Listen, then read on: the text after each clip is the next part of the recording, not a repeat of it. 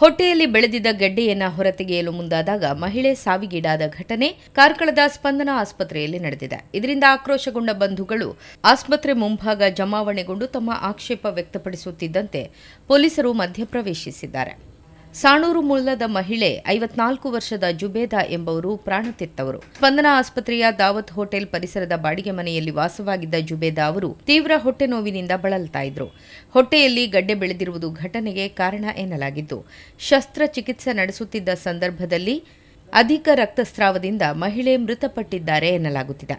ಇದರಿಂದ ಆಕ್ರೋಶಗೊಂಡ ಮಹಿಳೆಯ ಬಂಧುಗಳು ಹಾಗೂ ಗ್ರಾಮಸ್ಥರು ಆಸ್ಪತ್ರೆ ಮುಂಭಾಗ ನೆರೆದು ತಮ್ಮ ಆಕ್ರೋಶವನ್ನು ವ್ಯಕ್ತಪಡಿಸಿದ್ದಾರೆ. ಪರಿಸ್ಥಿತಿ ಹದಗೆಡುತ್ತಿದ್ದಂತೆ ಘಟನಾ ಸ್ಥಳಕ್ಕೆ ಕಾರ್ಕಳ ನಗರ ಠಾಣಾ ಪೊಲೀಸರು ಆಗಮಿಸಿ ಶಾಂತಿ ಸುವ್ಯವಸ್ಥೆ ಕಾಪಾಡಿದ್ದಾರೆ.